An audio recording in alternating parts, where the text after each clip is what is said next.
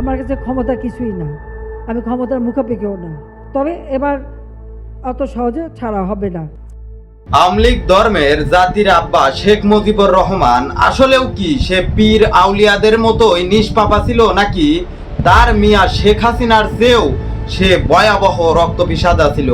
সেই বিষয়ে আমরা চলেন একটু রিসার্চ করি আসি। আওয়ামী লীগের অবৈধ ছাওয়ালগারের মতো আবেগ দিয়ে বিবেচনা না করিয়ে লন আমরা একটু বিবেক দিয়ে বিবেচনা করি দেখি আসলে শেখ মুজিবুর আসলেই ব্যক্তিত্ব হিসেবে কেমন ছিল। যেখানে গ্রামের একটা আলেম উলামা মরি গেলি ফেরে তার জানা যায় তার দেহার লেগে এক নজর হাজার হাজার লোকের সমাগম হয়, আর এখানে আওয়ামী লীগ জাতির আব্বা শেখ মুজিবুর মরি গেছিল, তাক দাফন করার লেগে সারা দেশ ডোলবাড়ি লয়াও লোক খুঁজে পাওয়া যায় নাই। লাস্টে 30 জন লোক নিয়ে তার জানাজার সম্পন্ন করা হয়।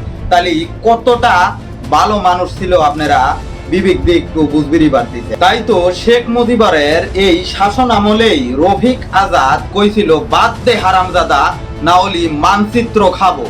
আমার ক্ষুধার কাছে কিছুই ফেলনা নয় আজ, ভাত দে হারামজাদা, তা না হলে মানচিত্র খাবো। 2024 সালে শেখ মুজিবুরের মিয়ার এই যে আপনি রূপ দেখতে পারতেছেন, স্বৈরাচারক এই সরকার শেখ হাসিনার রূপ আপনারা যে এই সময় দেখতে পারতেছেন, এটা শেখ মুজিবুরের অল্প একটু ছিটে কণা মাত্র। শেখ মুজিবুর এর চেয়েও ভয়াবহ ছিল তার শাসন আমলে। With all these problems, Mujib Sahab went for Bakshar, which means one leader, one party, one country. Total disregard and betrayal of people's confidence, hope and expectation, and total negation of the constitution which we ourselves framed. That is Bakshar. Stopping newspapers, all newspapers excepting 3-4 under the government control.